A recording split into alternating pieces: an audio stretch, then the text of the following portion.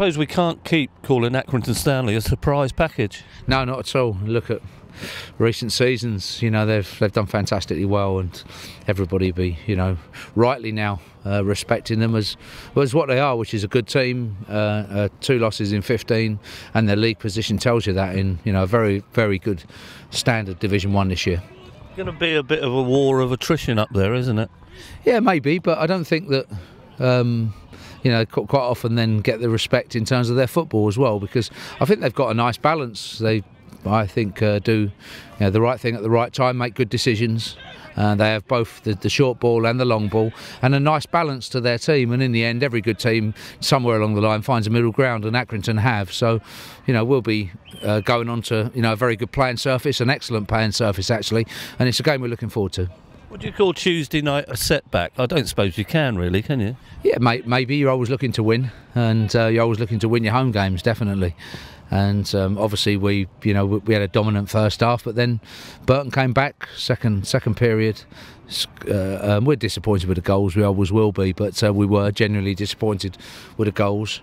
But after that, we showed a great response. You know, when we were 2-1 down, the whole stadium, the crowd got behind us, they lifted, and the players, you know, put in a good performance after that, and we played well. Burton have got a lot of quality. They had a lot of players that knew what they were doing. You know, players like Brayford.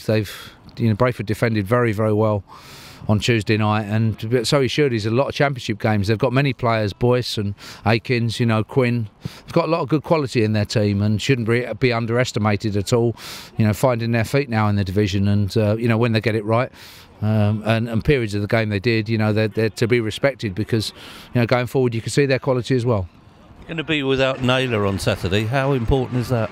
It is. He's been a good player for us, but, you know, we always talk about the group rather than individual players. You know, we have players fit and available in midfield, which is good. You know, we'll be missing Naylor, we'll be missing Donoghue. Donoghue, you know, he seems to have done the other side now in terms of, you know, his hamstring or sort of lower back area, but it's the other side now of his body. But, you know, it's not good news for him. He'll be out for at least a month. So, you know, those two coming out of midfield opens up for somebody else. But, you know, with the likes of Danny Rose, Ben Close, Gareth Evans, you know, we have good players to come into that area, players that I'm confident of. How do you psychologically lift a guy like Donoghue that is just going through a nightmare at the moment? Yeah, he is, but, you know, as well as he has to lift himself, because that's football. And you know, you have to be tough enough to handle that. He'll get every bit of care that he deserves, really. It's an excellent club in terms of looking after players. You know, Portsmouth look after their players very, very well, and medically and you know, holistically they'll look after him and give him the support and the time he needs to get back. Been a tough time for him. I do feel for him, definitely, but you know, he has to be tough enough to come through it, and he is. Ollie Hawkins was struggling a bit on Tuesday. Any news on him? Yeah, he had an ankle, rolled his ankle in the first half, but you know, he'll be fine. I don't expect any problems for the Saturday game for the weekend. Lads like Green, are they any nearer to coming back into the fold? Green is back and outside training. And we hope that, you know, but my sort of aim for him was the start of November, so that, you know, as all of November and all of December to go as we, you know, work towards the next window. And you know, it does seem as on schedule. He won't make this week, but you know, he'll be out full training soon, and then be able to make the impact that, you know, his ability deserves. So if Tuesday was a setback, then you've come back from them well in the past. Yeah, we have, and you know, the next game is always a tough one. In professional football, whoever you are, whatever position you are in the league, you need to win your next game, and that's the beauty of it. We have to look forward. We have to capitalise on the strengths we've got. We've got a lot. We shouldn't be, you know, worried about missing players. That, you know, not something that you have to focus on. You have to focus on the players that are going up there, and you know, we've got a good group and capable of getting a result.